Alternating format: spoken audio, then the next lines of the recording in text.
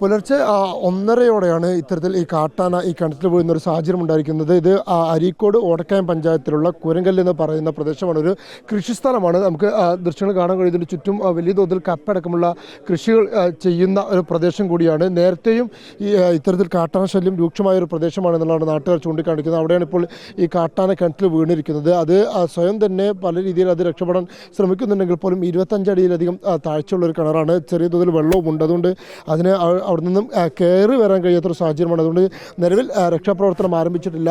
വെളിച്ചം വന്നതിന് ശേഷം JCB അടക്കമുള്ള ഉപയോഗിച്ച് മാത്രമേ അതിനെ രക്ഷിക്കാൻ കഴിയൂ എന്നുള്ളതാണ് നിലവിലെ സാഹചര്യം. വലിയ ഫോറസ്റ്റ് ഉദ്യോഗസ്ഥരുടെയും അതുപോലെ തന്നെ നാട്ടുകാരുടെയും ഒക്കെ വലിയ സാന്നിധ്യം ഇവിടെയുണ്ട്. അത്തരത്തിൽ ആളുകളുടെ ഭാഗത്തു നിന്ന് വലിയ പ്രതിഷേധമുണ്ട്. 2 കാട്ടാനകളാണ് ഇന്നലെ ഈ രാത്രി ഇവിടേക്ക് എത്തിയിരുന്നത്. ഈ കിണറിൻ്റെ ചുറ്റുഭാഗമുള്ള പ്രദേശങ്ങളൊക്കെ തന്നെ വലിയ തോതിൽ കപ്പ കൃഷി ചെയ്യുന്ന മേഖലയാണ്. കഴിഞ്ഞ ദിവസങ്ങളൊക്കെ എത്തിയ കാട്ടാന ഈ കപ്പ പലയിടങ്ങളിലും നശിപ്പിക്കുന്ന ഒരു സാഹചര്യമുണ്ടായിരുന്നു.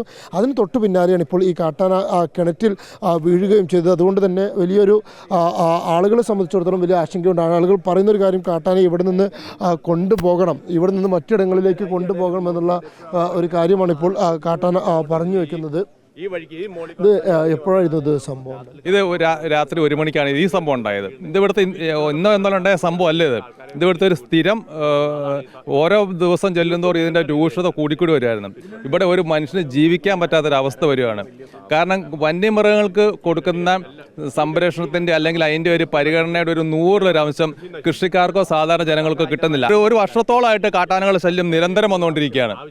ഓരോ ദിവസങ്ങളിലും ഇത് വന്നിരിക്കുകയാണ്.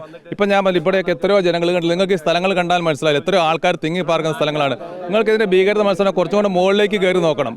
400 മരങ്ങൾ, കൃഷികൾ ആൾക്കാർ ഒഴിവാക്കാൻ, വെട്ടാൻ പോകാൻ പറ്റാത്ത സ്ഥിതി. ഈ കാട്ടാന് ഇനിയിപ്പോൾ രക്ഷാപ്രവർത്തനം ആരംഭിച്ചില്ല. കാട്ടാനെ രക്ഷപ്പെടുത്തിയാൽ ഇവിടെ വിടരുത് എന്നുള്ളതാണ് ഇപ്പോൾ നാട്ടുകാർക്ക് ഇവിടെ ഉള്ളത്. പറഞ്ഞാൽ ഇത് കൃഷിക്കാരൻ സണ്ണി പറഞ്ഞാൽ കൃഷിക്കാരൻ്റെ സ്ഥലമാണ്. ഇത് പിന്നെ ആനനെ ഇവിടുന്ന് പുറത്തെടുക്കുമ്പോൾ തന്നെ ഈ കൃഷി മൊത്തം ഇതാവും. അതിന് അവർക്കുള്ള നഷ്ടപരിഹാരം കൊടുക്കുകയും ചെയ്യുക. ഈ കാട്ടാനയെ ഇവിടുന്ന് ഒരിക്കലും പറ്റില്ല. ഇത് മൊത്തം ജനവാസ കേന്ദ്രമാണ്. ഇത് ജനങ്ങൾ റബ്ബർ വെട്ടിന് രാവിലെ പോകുന്നവരോ ഇവിടെ ഊർങ്ങാട്ടി പഞ്ചായത്തിൽ ഈ വർഷം തന്നെ 2 പേര് മരണപ്പെട്ടിട്ടുണ്ട്. കഴിഞ്ഞ ദിവസം തന്നെ രാത്രിയിൽ ഈ ആനയെ ഇവിടെ നിന്ന് തിരിച്ച് കാട് കയറ്റാനുള്ള ശ്രമത്തിൻ്റെ ഭാഗമായി ആളുകൾ ശ്രമിക്കുന്നതിനിടെയാണ് ഈ കാട്ടാന കിണറ്റിലേക്ക് വീഴുകയും ചെയ്യുന്നത്. അതിൽ പ്രത്യേകിച്ച് പറയേണ്ടത് ആ കാര്യം തന്നെയാണ്. കാരണം പടക്കം പൊട്ടിച്ചും ബഹളം ഉണ്ടാക്കിയുമൊക്കെ തന്നെ ആളുകൾ ഈ കാട്ടാനെ തിരിച്ച് കയറ്റാൻ ശ്രമിക്കുകയായിരുന്നു.